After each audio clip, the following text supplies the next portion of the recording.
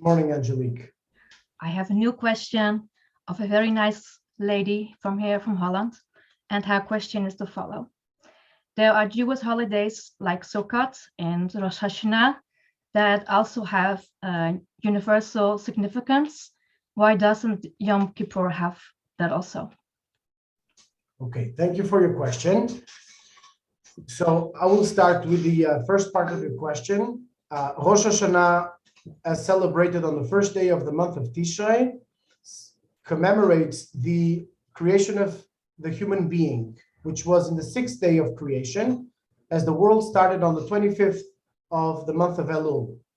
It has a universal significance as we are all human beings. Whether we are Jewish, whether we are Noahide, we are human beings, and we are all offshoots of this general soul called Adam Kadmon, the primordial human being. Therefore, on Rosh Hashanah, whether Jews, whether Noahides, we are all on that day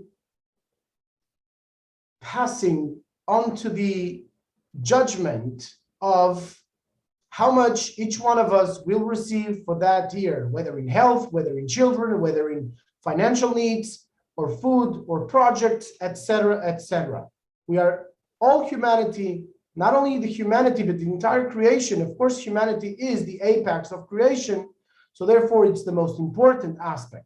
As on that very Sunday, when Adam was created, he engaged all of creation to come and to bow down in front of Hashem, to acknowledge him as king of all creation. So therefore, Rosh Hashanah is universal in this aspect. Of course, Rosh Hashanah, with all of its laws applied to the listening of the blowing of the shofar, it is a Jewish commandment, and the Noahide is forbidden to say the blessing of Asher Kideshanu al Tkiyat Shofar.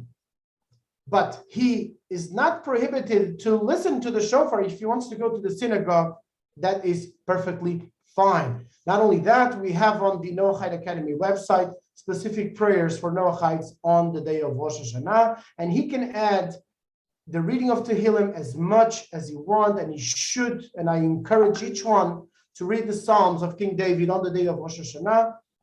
As you know, the day of Rosh Hashanah is a unique opportunity that lasts for 48 hours.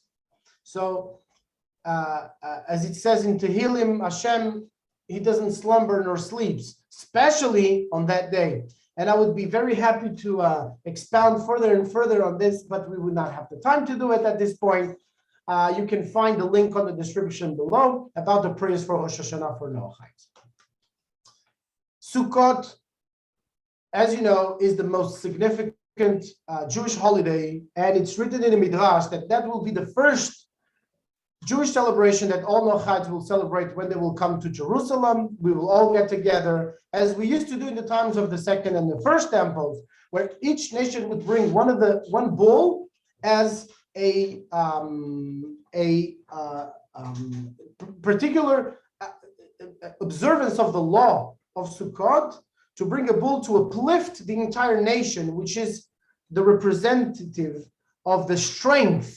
The bull is the strength to labor the land, the world, the physical dimension, and to uplift it to Hashem. Each nation and each individual should uplift his senses, his intellect, his daily work, his time with family.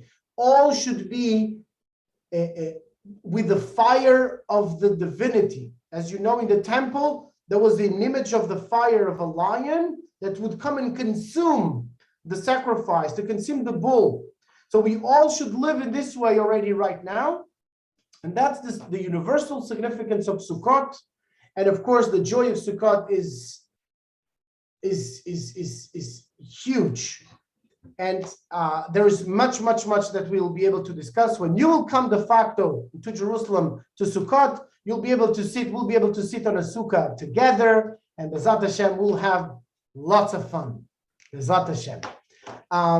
Regarding Yom Kippur is not relevant to the Noahides. Why? Because Yom Kippur comes as after the 80 days that actually Moses spent on Mount Sinai, the first time was Vav Sivan, was Matan Torah. But when he came down, you know the story, right? The tables got broken, etc., because of what was going on downstairs, etc. People lost faith. And they made a miscalculation. When was Moses to arrive back? So too, you do understand that within this generation, there is also this miscalculation. When is Mashiach coming? When is not Mashiach coming? Everybody's trying to interpret already for a while. When is Mashiach coming? When is Mashiach not coming? And they start making mistakes of saying, okay, this is the Mashiach. This is the Mashiach. There are mistakes. So this is definitely irrelevant for Noahides. That's why Yom Kippur is irrelevant for Noahides. Only a Jew has the power to determine, because that's the way God decided, to look, this is Mashiach, and he is here. Okay, so Yom Kippur is the reenactment, it's Yom Chatunato, it's the day of his wedding, the day where Hashem and the Jewish people got married into this intrinsic unity, which he entrusted us to tell all humanity, look, this is Mashiach.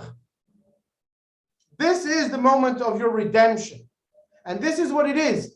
Hashem says clearly, Va'alu Mosheim be'ar Tzion lishpot et har Esav, ve'bayom ha'hu yeh Hashem echad u'shmo echad, in Zechariah. And I will put the description below, B'ezat Hashem, and he says, all of the Jewish people are the redeemers. The Mashiach is to the Jewish people what all of the Jewish people is to humanity. We have to understand it clearly. Humanity is doing a miscalculation of who is the Mashiach. It is no longer relevant. Every time that Noahides learn with a Jew in a proper way, this is already the redemption. This is the redemption that Hashem designed, and this is what we all should be busy with, B'ezat Hashem, as much as we can.